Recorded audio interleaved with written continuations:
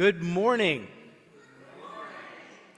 Oh, we can do better than that. Good morning. Good morning and welcome to the Unitarian Universalist Society of Bangor. My name is Reverend Andrew Moeller and I use he, him pronouns.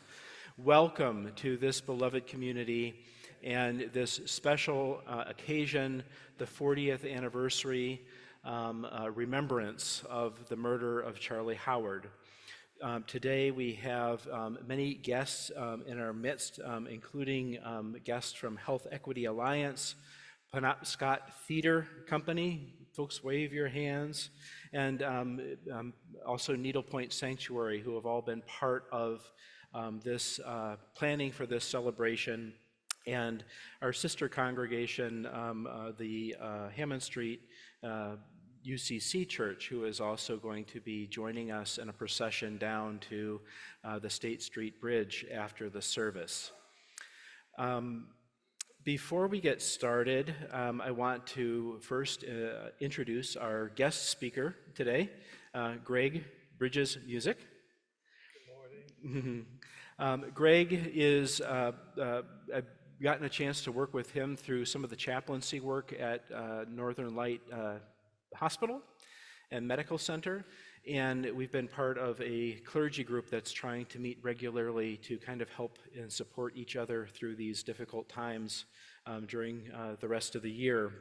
At one of those meetings, Greg and I, we're talking a little bit about history and the importance of remembering people like Charlie Howard and the ways that Charlie, his murder brought about social change, greater awareness, and how after the initial impact kind of wears off, how sometimes people forget. And Greg works as a chaplain and a pastoral clinician over at Acadia, and he works with a lot of young people, and a lot of young people don't know about Charlie Howard. And so part of his ministry there is to let young people know that they're not alone and that these are issues that continue to go on.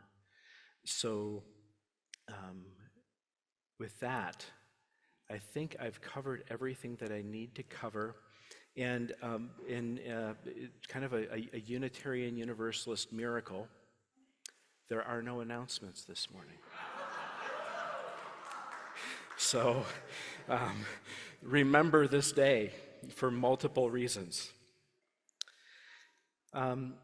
So let us take a few moments to pause, and before we get started, let's everybody turn and wave to the camera back there and let everybody know who's joining us on Zoom that they are welcome here too. A little bit later on in the service, for our special music, we're going to be showing a video. And so if you're sitting in the wings, you might not have the best view of the screen. So if you want, you can listen to the music, it's very powerful too, but if you want the full multimedia experience, sitting more in the center will give you that experience. So let us all take a deep breath, maybe 2 or 3. Come into this space. Come in. Come into this place that we make holy by our presence. Come here with all your vulnerabilities and strengths and fears and anxieties, loves and hopes. For here, you need not hide nor pretend nor be anything other than who you are called to be. Come into this place where we can touch and be touched, heal and be healed, forgive and be forgiven. Come in to this place where the ordinary is sanctified, the human is celebrated, and compassion is expected. Come in. Come in to this place. Be fully present. Together, we make this space. a holy place. We'll now do our chalice lighting, and I'd like to invite Jen Shepard, director from the Penobscot Theater Company, to light our chalice this morning.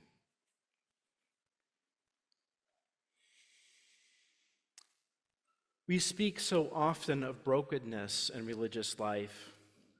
Let us speak today of wholeness. You are welcome here, all of you.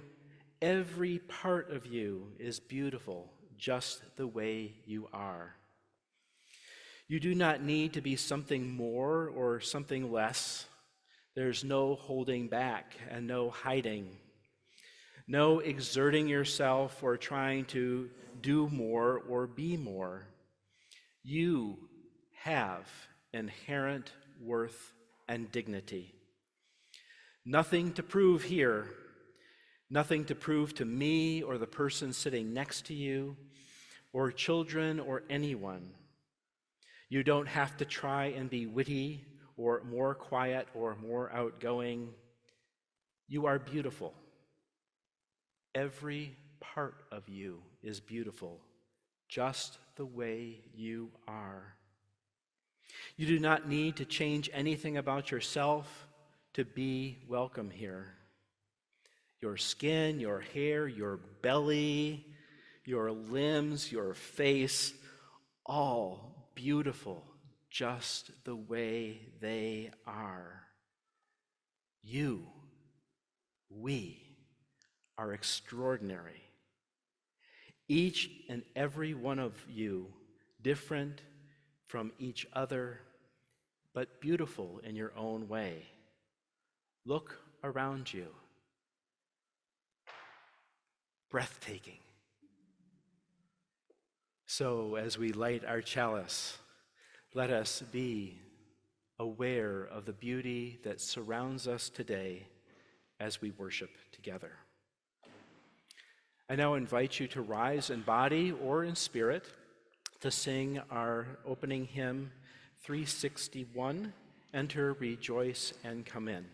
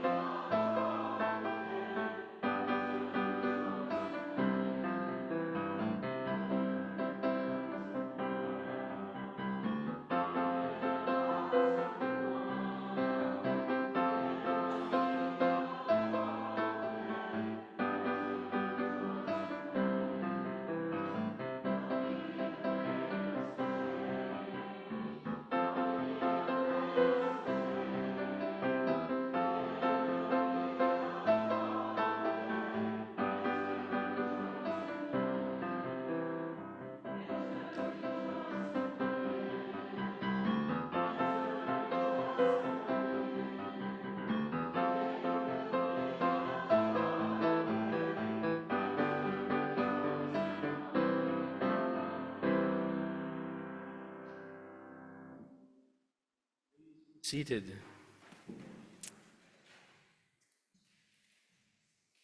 I could see the enthusiasm growing as we sang that song, and the slides turned a little bit more regularly. So our story for all ages today is a little bit more geared toward adult stuff, and just as kind of a trigger warning, I'm going to be talking about the murder and the death of Charlie Howard and some of the things that led up to it.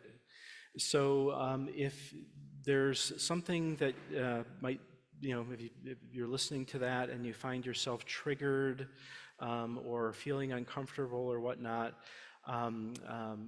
do what you need to do to take care of yourself. I'm going to hang in the sanctuary a little bit after the service, so if you feel like you need to check in, please do so, so that you can check in before we proceed down to the State Street Bridge. So 40 years ago, on a summer day just like today in the city of Bangor, was celebrating its 150th anniversary in that week. There were many things happening in town, but the one that was most important to Charlie Howard was Interweave, a gay and lesbian potluck that happened at the Unitarian Church here in Bangor. It was a place where the fair-haired young or small-boned young man felt comfortable and accepted for who he was. In the several years leading up to this day, or that day, he had experienced a lot of rejection and harassment and bullying because he was gay. It was a typical experience for someone who was LGBTQIA+ back then, as it is today. Growing up in his hometown of Portsmouth, New Hampshire in the 1970s, he was accustomed to his classmates' taunts and sneers. He was not a great student, and he had severe asthma that made it difficult for him to participate in sports. The way he walked and talked set him apart from most of the other boys in Portsmouth, who shoved him around and called him sissy, or, excuse the term, fag. Charlie couldn't wait to get out of high school. He actually skipped his graduation ceremony because he didn't want his family to witness how the other students treated him. Well, many students look forward to life after high school. The transition for Charlie was difficult. Since his grades were not the best, he wasn't considered college material, and jobs were scarce in Portsmouth for someone who had made no secret of being gay. He didn't get along well with his stepfather, and he felt he could not continue to live at home. As long as he remained in Portsmouth, Charlie felt that he would be an embarrassment to his family. Leaving seemed to him to be the best option, and so he moved around for a couple of years, spending some time in Ellsworth and some time in Bangor, where two men from the Unitarian Church took him in for a while. At one point, Charlie tried moving back to Portsmouth for a very brief stint with his family, but figured out that things with his family had not improved, and so he decided to move back to Bangor and try to make things work. At least he had a few allies and a church community who supported him. This time in Bangor, things seemed to be going a little bit better for him. A neighbor helped him find a part-time job through the city employment program. He made enough money to rent a third-floor room on a rooming house just behind the church, which he excitedly decorated and made his own. He found a warm community of friends at the Unitarian Church, formerly known as the Brick Church, and he had a number of gay friends. The church sponsored a gay and lesbian support group, which was a touchstone for him. The church had never been a big part of Charlie's life, but the acceptance there that he felt among the Unitarians was extremely helpful. It was a new experience for him, a place that he found that he could express his own openness, a sense of humor, and his love of life. He started attending services regularly and became a member. The Unitarian Church and Interweave were the only places that were open and accepting to LGBTQIA+ people in those days. Other churches, in fact, were openly hostile. Their preachers blamed gays and lesbians for many of society's ills. There were no gay bars in town, and local clubs routinely kicked out couples of the same sex who tried to dance together. Most of Charlie's friends had experienced verbal harassment, and several had been physically attacked. Incidents of gay bashing were common, but often went unreported because the victims expected very little support from the police. As a newcomer to the Bangor community, Charlie ignored many of the quote, unwritten rules of being gay in the community. He refused to hide who he was. He wore earrings and occasionally wore makeup and a shoulder bag. These were outward expressions of who he was, but they were taboo in the community back then. Living openly in this community back then made Charlie a target of bigotry and abuse. High school kids baited him with obscenities on the street. He got ejected from the Westmark Disco for dancing with a man. And one day in a grocery store, a middle-aged woman started shouting at him, "You pervert, you queer." Everyone stared.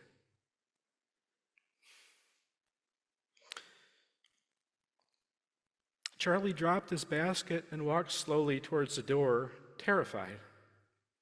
Just before exiting, he choked back his fear, turned, and blew a kiss to the hateful faces that were staring at him. The confrontation seemed to mark a turning point for Charlie. The stares of those strangers began to spook him a little after that experience. Sometimes he was afraid to leave his apartment. He stepped outside one morning and found his kitten lying dead at his doorstep. It had been strangled. Charlie's friends wished that they could shield him from such cruelty, but they could not. And so it was on Saturday, July 7th, 40 years ago today. Charlie left the gay and lesbian support group potluck at the Unitarian Church around 10 p.m. Charlie walked with his friend Roy Ogden, talked his friend Roy Ogden into walking downtown with him to check his post office box. They headed down State Street and started crossing the bridge over Kendustig Stream. Midway across, Charlie noticed that a car was slowing down just behind them. It was one of the high school boys that he had harassed him a few days earlier, along with two friends and two young women. The young men got out of the car, and one boy shouted, again, excuse the language, "Are you a faggot?" And then the three started to chase Charlie and Roy. Charlie tripped on the curb, fell hard on the walkway. He couldn't catch his breath. The excitement made his asthma kick in, and he felt his lungs jammed up and clogged. Charlie scrambled to stand, but the boys grabbed him. They threw him back down and laid into him with kicks and punches. "Over the bridge!" the oldest of the boys screamed, and they proceeded to pick Charlie up and throw him off the State Street Bridge in the Kendustig Stream. Charlie kept yelling, "I can't swim! I can't swim!" Details from the police reports say that the three high school kids literally pried Charlie's clutching fingers off the railing of the bridge to make him fall in. They looked down at the black water 20 feet below, and they congratulated themselves. Laughing, they got into their car and they drove off and went to a party where they bragged about what they had done to their friends. Charlie's friend Roy managed to escape and ran down State Street and pulled the fire alarm. And in a few minutes, fire engines and police cars were screaming towards the bridge. Around midnight, rescue divers pulled the body of Charlie Howard, age 23, from the Kendustig Stream a few hundred feet downstream from the bridge. The next morning, one of the boys who heard about what had happened in the news turned himself in. He couldn't believe that Charlie was dead. He said they never intended to kill anybody. They just meant to, quote, show him. The other two boys were arrested later Saturday, and they all spent a night in the county jail. On Monday morning, the local and state authorities agreed that the youth posed, quote, no further threat to the community, and they were released to their parents' custody. The state filed formal charges of murder the following week, and the boys were later tried as juveniles rather than as adults. All three were convicted of manslaughter, which was a reduced crime, and sent to a detention center until they were 21. On Monday night, after Charlie Howard's murder, more than 200 people crowded into the memorial service at the Unitarian Church. Afterwards, a candlelight procession crossed the bridge. Charlie's mother had requested that someone drop a white rose in the water, and we have two on our altar today. The protesters moved to the police station, where they stood silently in the street as they listened to hecklers from the crowd and onlookers shouting at them. A week later, the spot on the bridge where Charlie was tossed over had a slur painted on it, encouraging people who had LGBTQIA identities to jump here. From that moment, the Unitarian Congregation of Bangor started organizing and engaging in the struggle for LGBTQIA+ rights, and to let the formation of LGBTQIA advocacy organizations help form them in the struggle for human rights for gay, lesbian, and transgender people. At the time, the Unitarian Church reached out to the more liberal congregations in the community for support, but were ignored by those other churches, including, unfortunately, the Universalist Church. This is the end of my telling of this story. I just want to pause for a moment, just take a couple deep breaths. It's a lot there, a lot of hard things to listen to.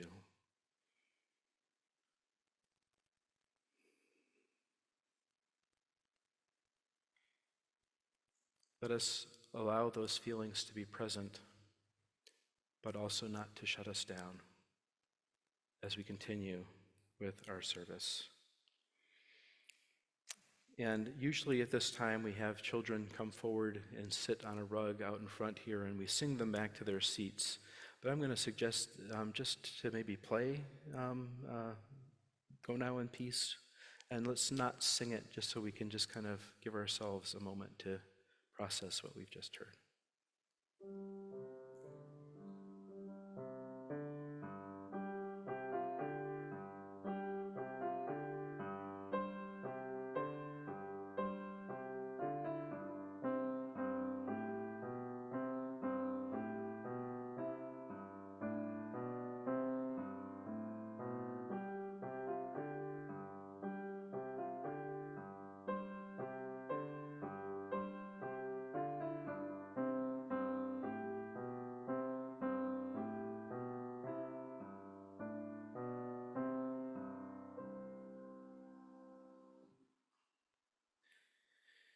Now is the time in our service when we take our morning offertory. In our congregation, it is a tradition that we do not gather gifts for ourselves alone. And today, this month, half of the undesignated donations to our plate will go to help the Wilson Center in Orono in support of their multi-year capital campaign to expand its kosher and halal kitchen, and to make much needed improvements to their building in support of their interfaith programs for spiritual growth and interfaith understanding.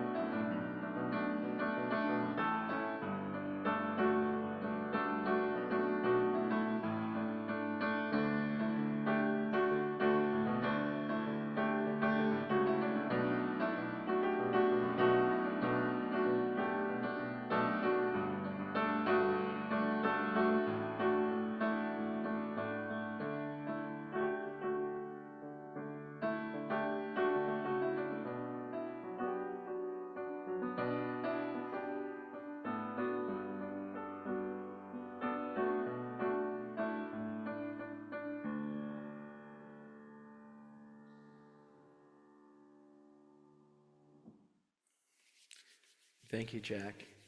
I now invite you to rise in body or in spirit as we sing our great gratitude for the offerings that have been made.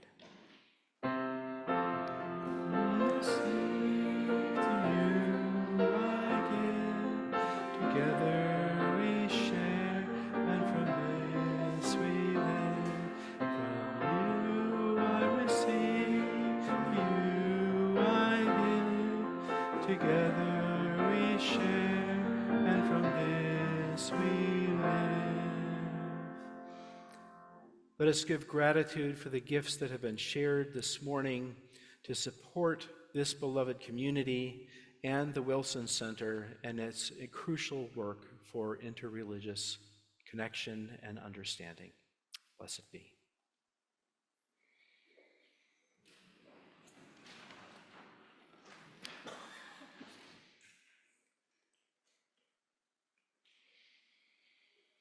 We have two readings this morning. One is the parable of the Good Samaritan, and the second is a poem. On one occasion, an expert in law stood up to test Jesus. "Teacher," he asked, "what must I do to inherit eternal life?" "What is written in the law?" he replied. "How do you read it?" He answered, "Love the Lord your God with all your heart and all your soul and all your strength and all your mind, and love thy neighbor as thyself." "You have answered correctly," Jesus replied.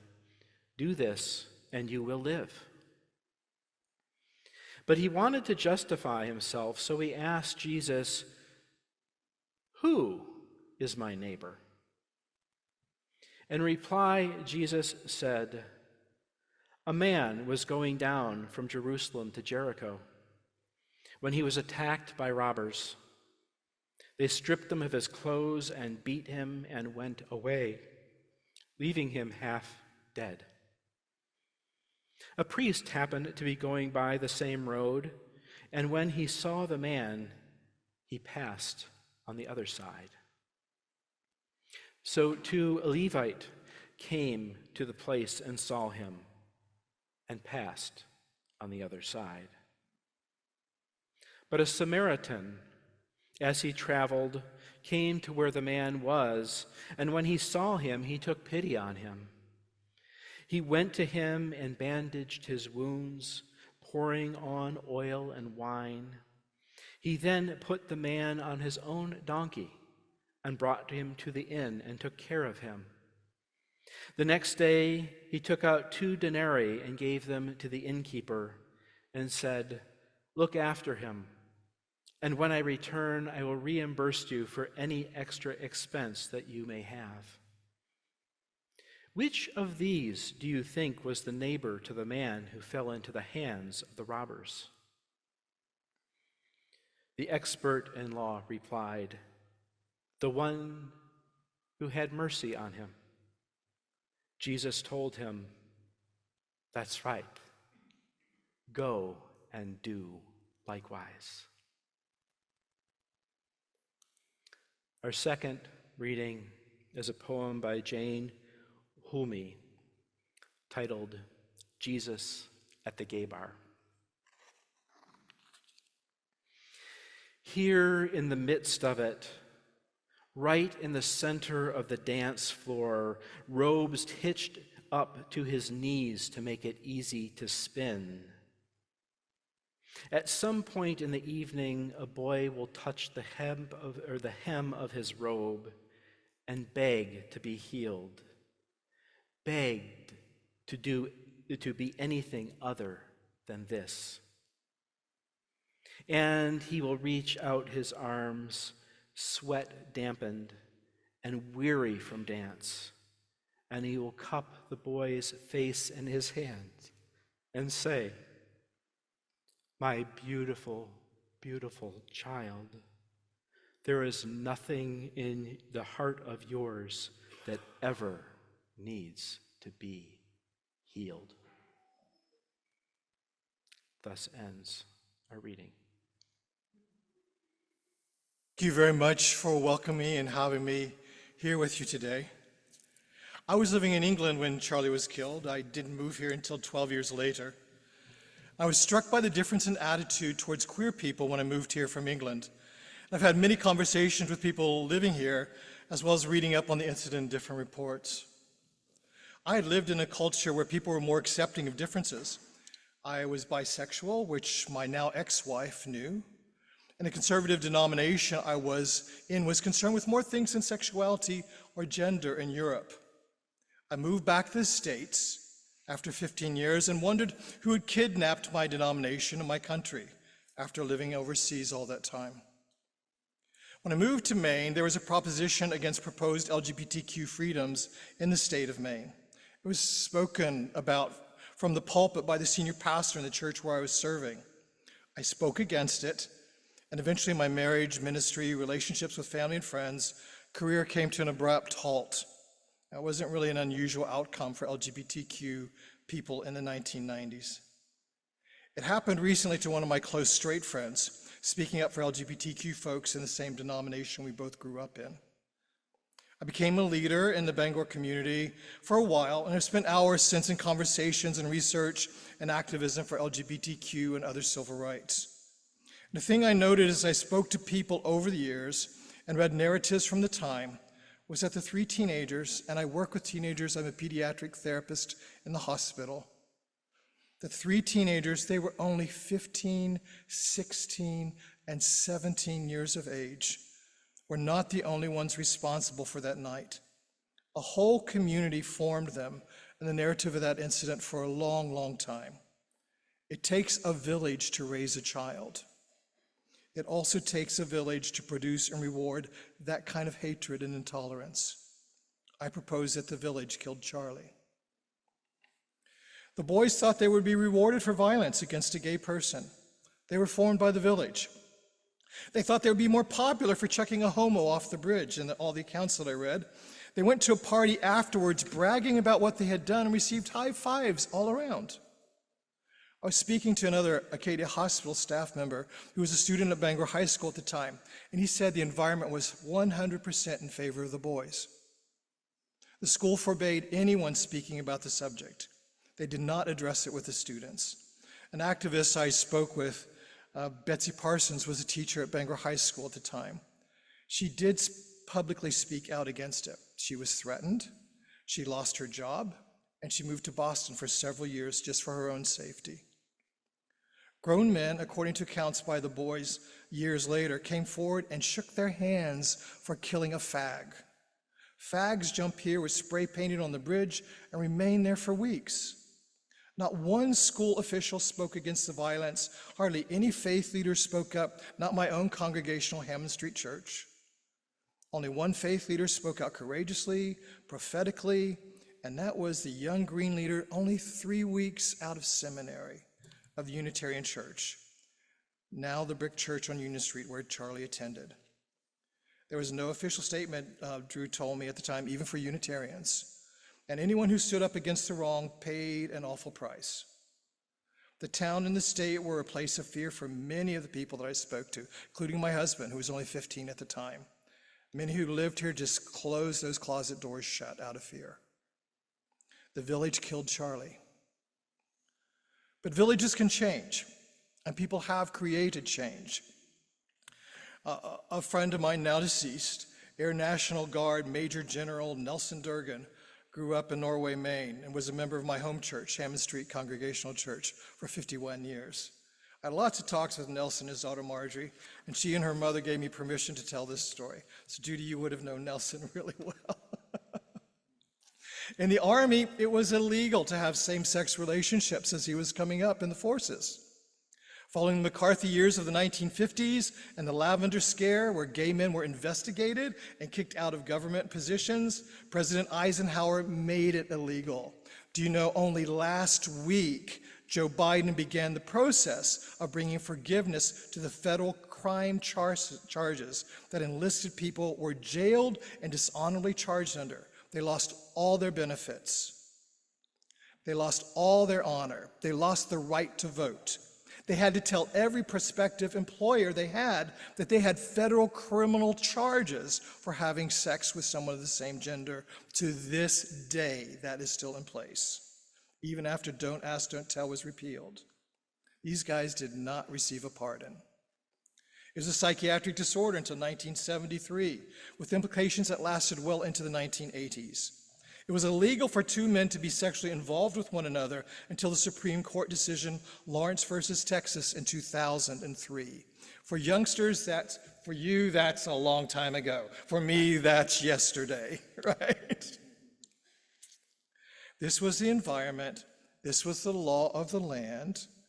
This is the village that shaped my friend, Major General Nelson Durgan. When Pastor Mark Doty became the first gay pastor in the area, I remember Pastor Doty told me that he was told there would be none of these gay weddings at Hammond Street Congregational Church. Well, Nelson and his whole family came to our wedding. He and his wife hugged us every Sunday. He was on the city council when the Charlie Howard Memorial was put into place. He was mayor when Joe Baldacci and Nelson received an award from the Bridge Alliance. We were organizing Pride at the time. On the Pride stage for the council's support for LGBTQ people. Nelson read the commemoration off the Howard Memorial about creating a different kind of Bangor and wearing a big pride tie for everyone to see. Author Robin Quivers wrote, "So you start one person at a time. Change one person, you can change a village." Charlie was set upon for simply walking from the Unitarian Church on Union to the post office. My husband Mark and I were eating in Patty Murphy's years ago with our friend Gene Beck, who later opened Nocturnum. And Gene got really angry because men apparently were pointing and making fun of Mark and me because I simply rested my head on my then boyfriend's shoulder. So Gene helped me meet with 3 of the downtown businesses to get permission to move Pride downtown for the first time. Our community had been too scared to have our Pride Festival downtown. It was too dangerous. Gene, my buddy, straight buddy, went on TV and said he and his wife can safely walk downtown holding hands. Why shouldn't his friends be able to do the same thing? Well, you know, a couple weekends ago, booths were set up all the way from the bank, over by the bus station, all downtown, all the way across into the parks. 130 vendors. I know last year there were over 1,500 marchers in the parade with over 7,000 people looking on. People from across the community, organizations, faith communities were standing with the LGBTQ plus community. The flag my husband and our friend Sue made years ago hangs every year off the side of Patty Murphy's, the place that we were pointed at and made fun of. So for older LGBTQ people, it is a sign of deep joy because we can remember when it was not safe downtown. Charlie could walk downtown on Oakley and he could safely hold his boyfriend's hand downtown now. Villages can change. No one at the school except for Betsy stood up and said what the 3 students had done was wrong.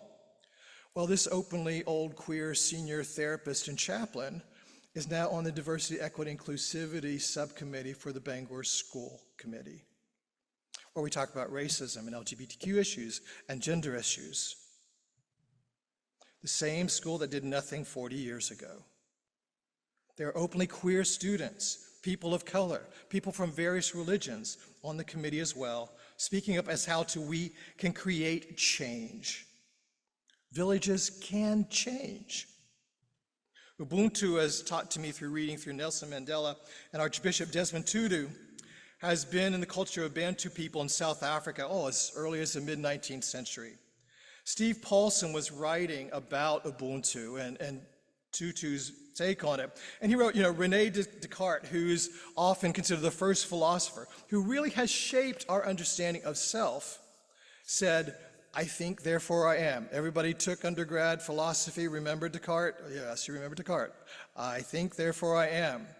And he laid the groundwork for how we conceptualize our sense of self. Basically, it's I, and I. But what if there's an entirely different way to think about personal identity? a non-Western philosophy that rejects this emphasis on individuality. Consider the African philosophy of Ubuntu, a concept in which your sense of self is shaped by your relationship with other people. It's a way of living that begins with the premise that I am my friends only because we are.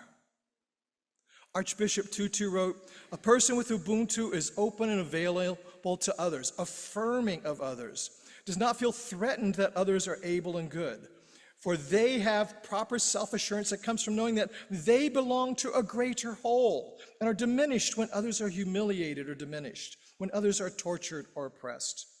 He also said, bringing people together is what I call Ubuntu, because it means I am because we are. Far too often people think of themselves as just individuals, separated from one another, whereas you're connected and what you do affects the whole world. When you do well, it spreads out. It's for the whole of humanity. We are a village, my friends, and villages can change. They can shape us for destruction, but they can shape us for wholeness. Villages can change. So what will the village look like in the future? So I went onto your website for the UU in the country, and it's great. I read it. So I'll read it back to you. Let a Congregationalist read to Unitarians what you guys say, okay? Because it's good stuff. As Unitarian Universalists, our core values call us to create a world of justice where all people are accorded their basic human rights, transcending divisions of class, race, nationality, and other isms that can separate us. Our justice efforts are grounded in congregationally driven social justice statements, emphasizing inclusivity and interconnectedness. We actively engage in grassroots community organizing, interfaith advocacy, and public witness to put our faith into action.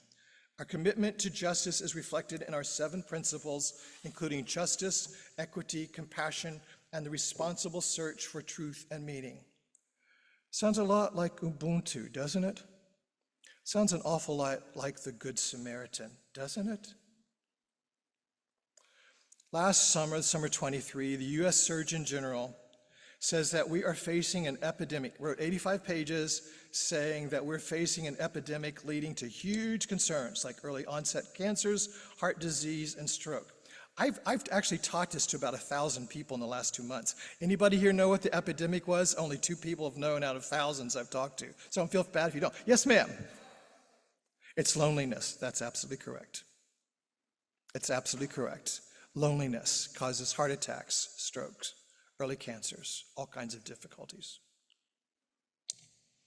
As faith communities who are members of this larger village, how do we impact the village?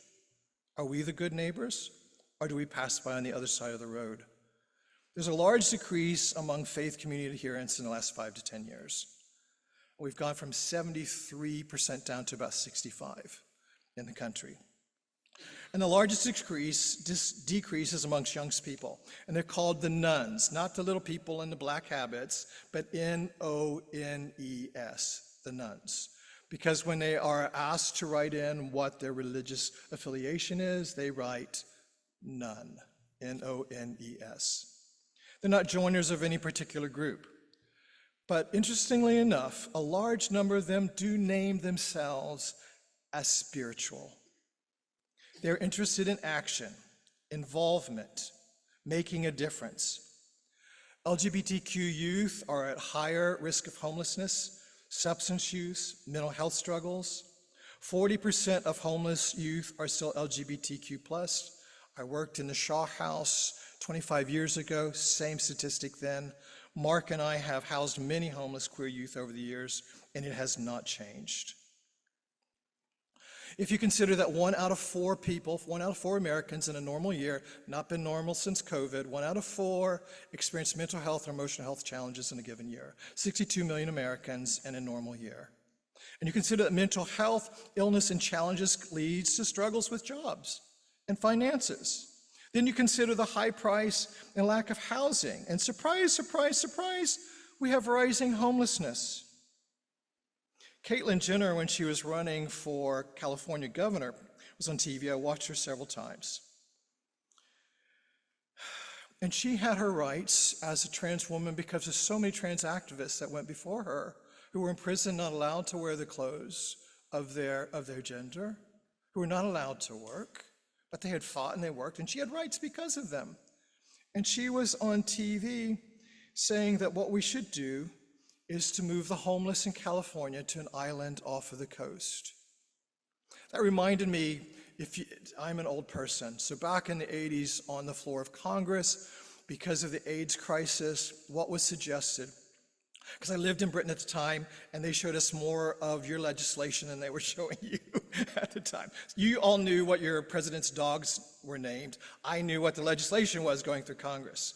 And what was argued on the floors of Congress, no kidding, is that they would take lesbians and gays and put them in barbed wire islands in separate places from each other, because if they kept the lesbians and the gays apart from one another, they couldn't produce gay children. No kidding. And I listened to Caitlyn Jenner and I thought, this is more of the same old, right? The comfortable are uncomfortable at the discomfort and the plight of the powerless, the Charlie Howards of this world. So let's just get him out of sight and out of mind. LGBTQ teaching will not be allowed in schools, possibly. They want to make that a national effort. How will that impact our kids? There were 162 anti-trans bills brought into Maine legislature in this past year, and I think I've got the number right, that 20-some passed. Because I sit on a school committee, school librarians are now requiring security in different parts of Maine, because those tough broads are refusing to practice exclusion and reading choices. Drew said to me the other day, I had said at a minister's meeting, when does this end? And I said, Drew, this has always been the same old. I can take you back into history. It's the same weed of hate, discrimination, and fear with the same deep roots. He read from the Holy Scriptures about racism and somebody who was at risk medically with no ability to take care of themselves, and the wealthy and the privileged and the religious pass by on the other side. Racism and medical emergencies for the poor. Things have not changed a whole lot in 2,000 years, have they? We keep picking out the weed, but it will grow new shoots in every generation. Harvey Milk was called a recruiter in the 1970s. I had a lawsuit against me for supporting LGBTQ kids, and me and a number of my friends have been called groomers. Different term, same thing. It's happening to lots of us now supporting queer youth. When Mark and I went to Palm Springs for spring vacation, Mainers went west rather than spending their money down in Florida. That's where all the queer folk we found out went out west. Privileged, white, cis, middle-class guy, right? But we were in a pool in Palm Springs, and I repeatedly heard anti-trans and racist comments from well-off, cis, gay, white males. And if we only went back 30 or 40 years with gay males in California, it would have been a very, very different situation. There's a well-known poem that says, they came for this group and I did nothing, I said nothing. They came for this group, I did nothing, I said nothing. Then again, they came for yet another group and I did nothing and I said nothing. And then they came after me. And there was no one to stand up. There was no one to speak up. In conclusion, we don't know the outcome of the life of the man who was attacked in the story of the Good Samaritan. And what of the Samaritan? Did the two of them become friends? I want to know. Did the village change? It's just a story, and we can't make it mean what it wasn't intended to. But in my own life and my own work, I often think about outcomes. I have absolutely no control over the lives my patients live after they discharge. And do I ever want to count some of them to the streets, or the people that we've supported in our community and our faith work?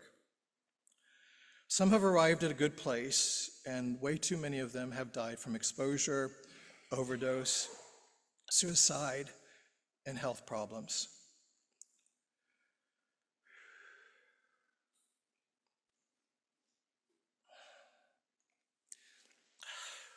So one young patient of mine who was so happy and safe and smiled so much when she was in our care in the hospital was murdered by her parents. And I have never, ever spoken about this publicly, I have difficulty thinking or even speaking about it at all. But it's an experience similar to maybe what some experienced in the Unitarian congregation 40 years ago.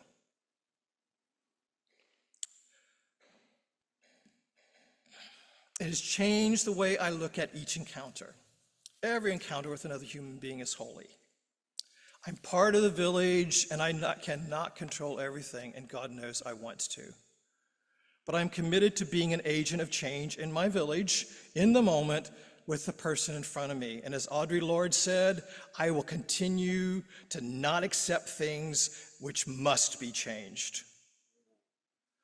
The losses have only served me to do all the more. And I think of the young person that I took care of at the hospital. And I think of Charlie Howard at a youth meeting at that church on the last night of his life. He was accepted. He was safe in one place that evening. But it wasn't enough to control the outcome. It wasn't enough to make a change. And because of the bravery, the courage, the pain that the young clergyman experienced, our friend Betsy stood for, so many people stood for, change was made. Equality Maine and all the other people who have since continued to push and push and push. Because of so many people, the village has changed. But my friends, it will always be threatened in every generation. That old weed will reappear again and again and again. And what will you do? What is your part? We together are the village. And I am so thankful over the years for the partnership that we have had. I've been in this building for marriage equality meetings. We've marched together in Pride. We've handed out cards. We've made phone calls. We've done so much together. Many of my friends, my old friends, and Sue, we're getting old, aren't we? Yeah. So thank you for this opportunity. I cherish you all. Thank you for all you have done. Thank you for all that you will continue to do. Blessings on you, and thank you for this opportunity. Amen.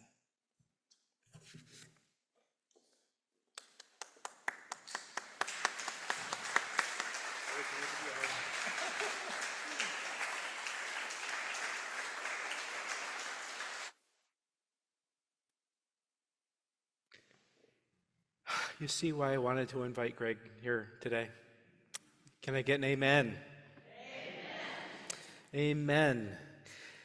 Let us close our service here. We'll start our closing hymn, and please rise in body or in spirit, whatever mode of participating speaks to you. And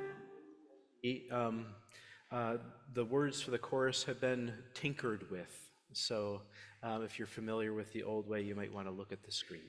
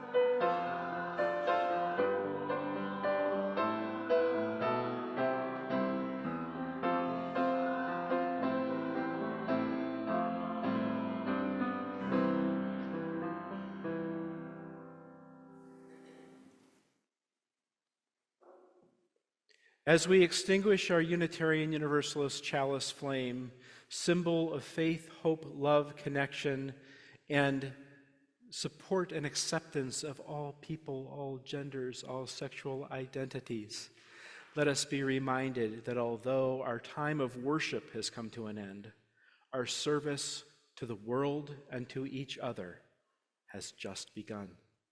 Blessed be. Judy, would you be honored to blow our chalice out? Thank you. I now invite you to join in singing our benediction.